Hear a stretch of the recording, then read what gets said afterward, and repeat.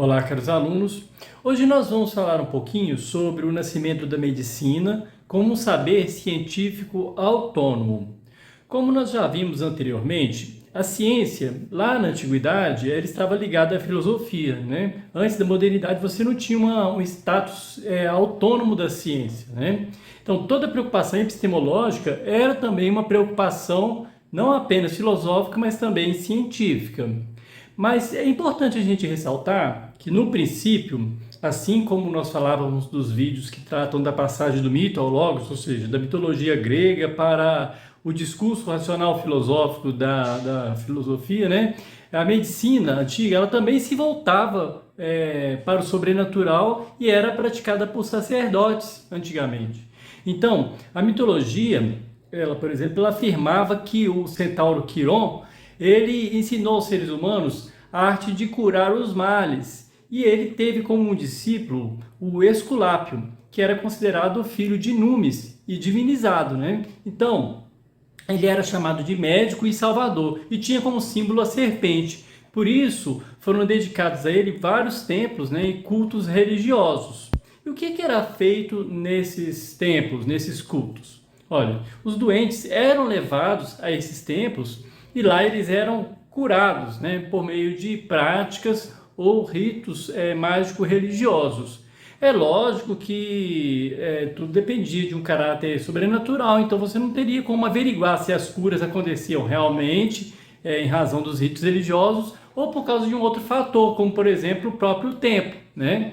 Então você não tem como averiguar cientificamente, mas era assim que era feito, né? Dentro do templo, como se fosse um curandeiro, né? Mas pouco a pouco, ao lado dos sacerdotes de Esculápio, também começaram a aparecer médicos leigos, ou seja, aqueles que não estavam ligados ao templo e que se distinguiam por meio de uma preparação específica. Então, eles se preparavam para ser médicos.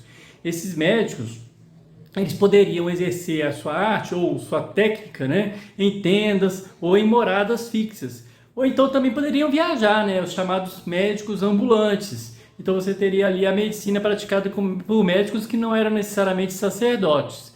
Para a preparação desses médicos, ao lado dos templos de Esculápio, surgiram então várias escolas para onde iam os doentes e onde era possível também observar o maior número e a maior variedade de casos patológicos. Então, várias pessoas com vários tipos de doenças iam para lá e acabavam também servindo como experimentos, né, nesse sentido, né? Por isso, durante muito tempo, o nome de Asclepíades ele foi usado não apenas para indicar os sacerdotes de Esculápio, mas também todos os que praticavam a arte de curar os males que era própria do deus Esculápio, ou seja, todos os médicos eram incluídos nisso. Então por isso que a gente fala de Esculápio, acaba no início tendo uma ligação, mas existia também uma separação laica, né?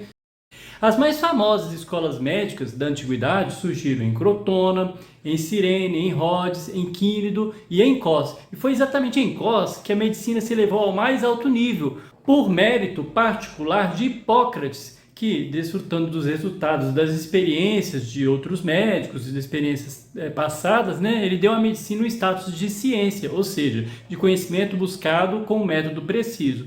Por isso, até hoje nós consideramos Hipócrates como o herói fundador da medicina científica. Então todo mundo fala o pai da medicina, Hipócrates, apesar de antes dele então, você também ter a prática da medicina. Nós vamos falar um pouco sobre Hipócrates no próximo vídeo, mas eu gostaria de ressaltar aqui alguns pontos fundamentais de suas abordagens que são destacadas no livro de História da Filosofia do Giovanni Reale, que eu achei interessante a gente trazer aqui.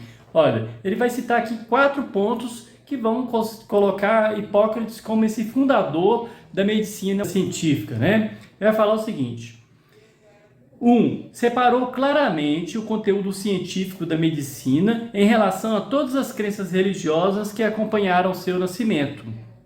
2.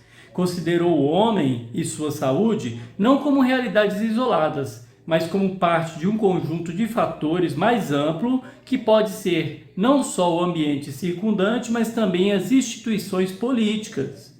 3. Defendeu a autonomia da ciência médica em relação à filosofia. Com efeito, enquanto esta, ou seja, a filosofia, vê o homem geral, a medicina trata do homem concreto e de sua saúde física relacionada com seu próprio ambiente. E 4, definiu de modo quase perfeito o quadro ético dentro do qual devia agir o médico e mover-se sua pesquisa.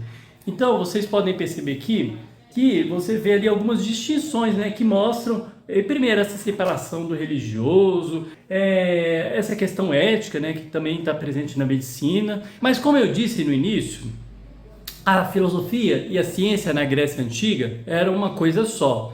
E foi a mentalidade científica criada pelos filósofos da physis, ou seja, daqueles famosos pré-socráticos, sobre os quais nós já falamos em algumas aulas, que vai possibilitar a constituição da medicina como ciência.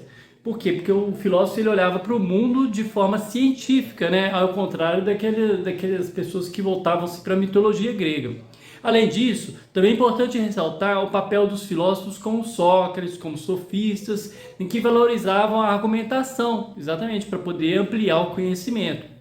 Ou seja, no âmbito da mentalidade filosófica ou do racionalismo etiológico, ou seja, aquele que busca as causas e as origens, que foi criado pela filosofia, que vai surgir então a medicina e que vai se desenvolver a medicina, né? Então é por isso que eu acho interessante a gente trazer aqui nos nossos vídeos também sobre Hipócrates, como que ele enxergava a medicina, como ele enxergava o conhecimento científico da medicina.